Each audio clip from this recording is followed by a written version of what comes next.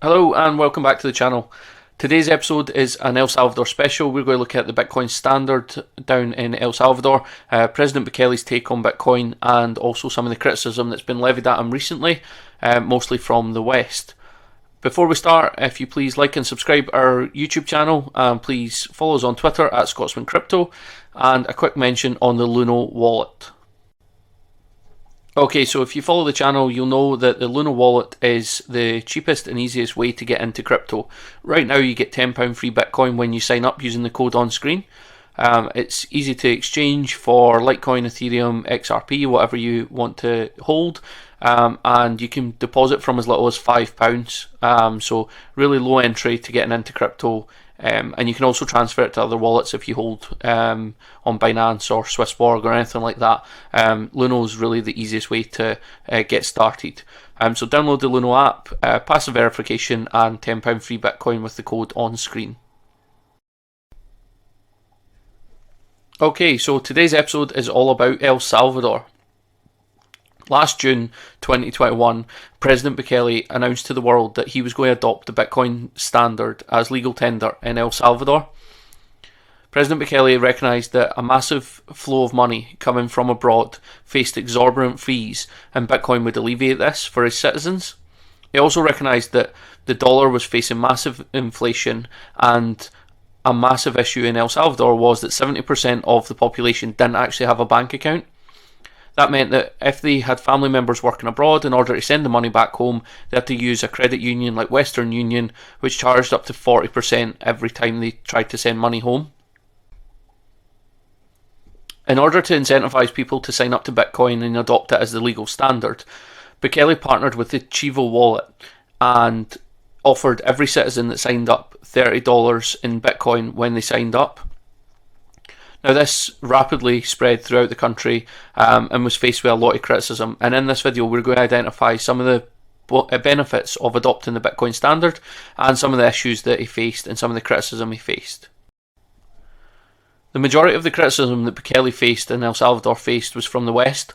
The United States criticised the move and thought it was a gamble. The Moody's credit rating downgraded El Salvador's debt recently, which seems ironic when the USA has a $29 trillion debt and they look to be growing that by $2 trillion this year, and that's without Biden's Build Back Better plan. The USA is still classed as a AAA rated country, despite the fact that they have $29 trillion in debt and won't be able to repay the debt this year.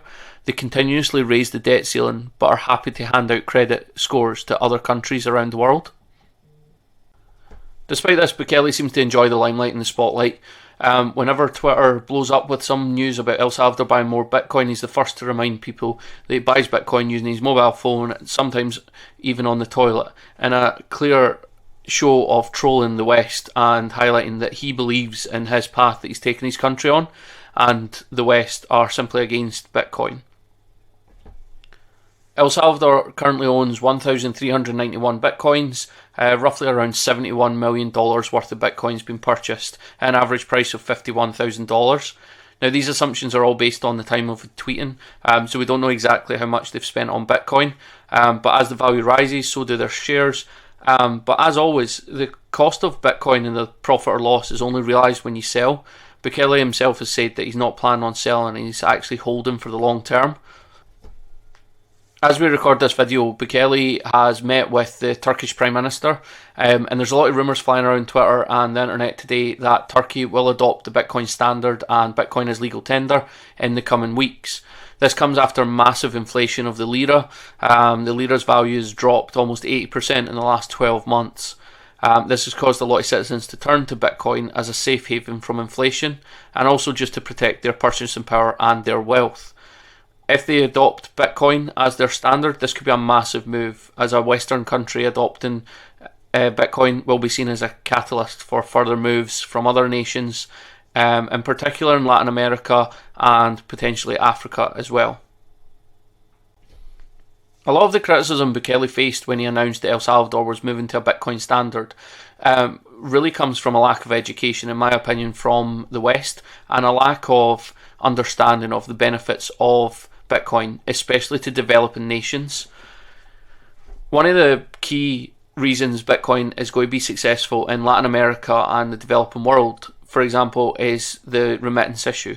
So remittances in the developing world are massive. A large proportion of their population work abroad in places like the USA, Canada, and Europe. In order to send money home, a lot of people need to use credit unions, Western Union for example.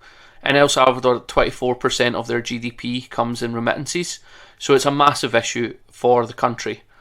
Now, with Bitcoin, they can eliminate some of the exorbitant fees Western Union and other credit unions charge to transfer money home from abroad. Remittances in Latin America is almost a $100 billion business, and when you consider that Western Union charge up to 40% in order to send money home, on top of that, you've got 70% of the population in El Salvador didn't have a bank account. So transferring money across borders is a real problem, and it's a real problem for the poorest in society who have to go to these countries like Europe and USA in order to find work that pays more than the work in their own country. But if you go abroad, work in a strange country, and then send it home and you're penalised 40% of your earnings, it wipes out a lot of the wealth that you're trying to build. Bitcoin alleviates these issues. Bitcoin is free almost. It costs a fraction of a cent to transfer money. You can send it across borders, and all you need is a mobile phone, which we know it has mass adoption, especially in the developing world. So rather than pay 40% of your earnings to a credit union to transfer your money back home to your family, you can transfer your US dollars into Bitcoin, send the Bitcoin to your family member back in El Salvador, transfer it back into whatever currency, or just hold it in Bitcoin and use Bitcoin now that it's the adopted standard. Another criticism of Bitcoin is that it uses an enormous amount of energy in order to mine Bitcoin, using ASICs computers and other massively powerful computers. El Salvador has massive untapped renewable energy in the volcanoes. They've found a way of tapping into the volcanoes and using geothermal technology to harness that energy and create power for their grid, but also to use that power to mine Bitcoin, which is very profitable. Bukele has announced that there will be a Volcano Bitcoin bond released this year. Based on interest abroad and around the world, this bond will be massively oversubscribed in my opinion, and what that will mean is that more money to invest in Bitcoin mining, but also back into the El Salvadoran economy. On top of this, Bukele himself has said that this geothermal power that they generate from the volcano can also be sold to neighbouring countries.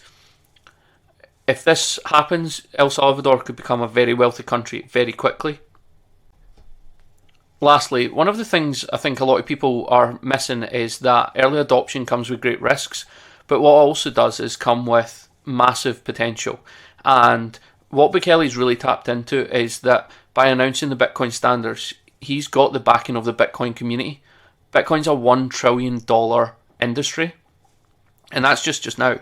This is only going to grow as institutions adopt Bitcoin in the future, but Bukele's first. So what he's doing is he's attracting new technology to the country. He's attracting wealth to the country. He's attracting investment and skills that before wouldn't have went to El Salvador. So he's retaining all that talent and attracting talent now before everyone else is competing for it. And we see this in the States right now. Miami and West Texas have seen massive influxes of people chasing renewable energy and Bitcoin-friendly policies. And their populations have surged with skilled and talented people. So if El Salvador can get a fraction of this and attract that wealth and innovation to his country, then why not? He's clearly captured the audience of Bitcoin. In typical Latin American fashion, Bukele captures an audience like no other. He's captured the Bitcoin audience, even suggesting that he's going to create a Bitcoin city. Now, this might seem like a ruse or a ploy by Western critics, but actually it's so smart. What he's doing is he's going to create a place that everyone that's invested in Bitcoin wants to aspire to go to. It's a bit like the Miami conference that's happening in April. Anyone in Bitcoin wants to attend that, and Bitcoin City will be like no other. It'll be like a status symbol. Have you been to Bitcoin City? Are you a real Bitcoiner? It's just like a few years ago when the last bull run happened, the status symbol was buy a Lamborghini with your crypto profits. Next, it'll be, have you been to Bitcoin City? Are you a real Bitcoiner? And I think Bukele's really understood this and really captured this, and endorsing it on social media has been massive for the improvements that he's going to see, and also the innovation that's going to happen in El Salvador due to adopting this technology. Now, this isn't just about Bitcoin and Bitcoiners coming from abroad. Bukele's really committed to investing the profits from Bitcoin back into El Salvador. The geothermal technology, that's going to benefit El Salvadorans because they're going to have cheaper energy.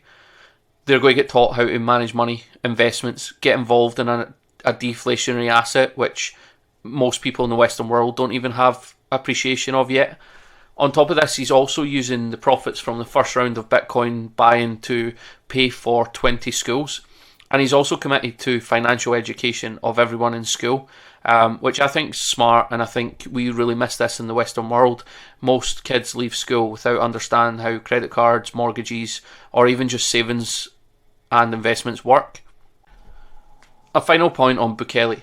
Bukele's not just adopting Bitcoin to attract wealth and investment into his country.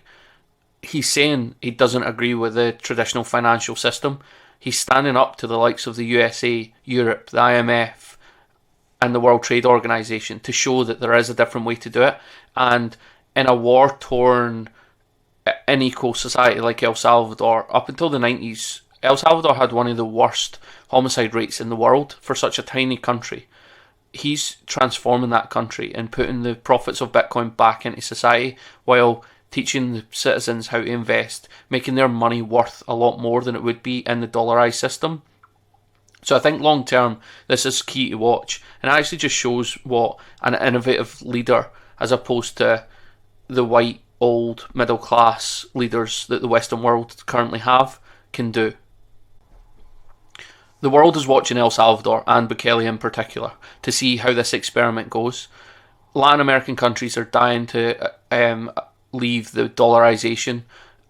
Argentina's inflation this year will hit 60-70%. Turkish lira is worth 80% less this year than last year. You've got Brazil, Paraguay all making Bitcoin laws in their parliaments in order to be able to move to a Bitcoin standard very fast and efficiently once they decide the El Salvador experiment has worked. One word of caution from me would be that I studied El Salvador at university, and one thing I've learned over the years is El Salvador and Latin America is a training ground for the United States. They used it with the CIA, they used it with the FBI. There's nothing to say that El Salvador is not just a training experiment for USA adoption of Bitcoin, which I'm not opposed to, but I think we all have to remember that USA has a lot of influence in Latin America, and it wouldn't be surprising if it turned out long term that actually this was a USA backed trial period to test it in a small playground and then move to the USA and adopt Bitcoin. Overall, it's a fascinating experiment. By the end of 2022, I'm sure El Salvador won't be the only country on the Bitcoin standard. Whether it be legal tender, whether it be their national treasury that adopts Bitcoin like we've seen in Rio de Janeiro recently, I would imagine different Latin American countries will definitely adopt the Bitcoin standard. That can only do one thing for the price. So if you're a retail investor, happy days. This will go through the roof this year. Once the likes of America and Europe see this happening and that they have no more control over dollarized countries that turn to Bitcoin, I think we can see more adoption and hopefully some better understanding of what Bitcoin can do for citizens, as opposed to the price drops and increases that we see on a day-to-day basis that if you've been in Bitcoin for a while, you're just used to. Remember, there's only 21 million Bitcoin ever, so the more and more countries that buy, adopt Bitcoin, the more institutions that buy and adopt Bitcoin, it can only do one thing for the price, and that's push it higher, which is why a 5 to 10 year time span for Bitcoin is massive. And if you invest now, dollar cost average day by day, you will be wealthy at the end of 10 years with Bitcoin, as opposed to fiat currency, which right now inflation is crippling fiat currency. Okay, that's us. Thank you very much for listening. Hope you enjoyed the El Salvador special. Hopefully it revealed some of the issues surrounding Bitcoin, some of the criticisms, and also some of the reasons why Bukele decided to do it. Bukele's not a get-rich-quick scheme in El Salvador. He's there, he sees the benefits of Bitcoin, he understands that it's technology and it's going to drive efficiencies and innovation in El Salvador, and that's why he's adopted the Bitcoin standard. As far as I can see, the Chivo wallet has had mass adoption when banks for the last 30-40 years couldn't get adoption. So he's definitely bringing some improvements. It'll be interesting to see how many countries by the end of the year have adopted Bitcoin as their standard. Thanks for watching. Please like and subscribe on YouTube. Please give us a follow on Twitter at Scotsman Crypto, and next video will be coming out tomorrow. Thank you.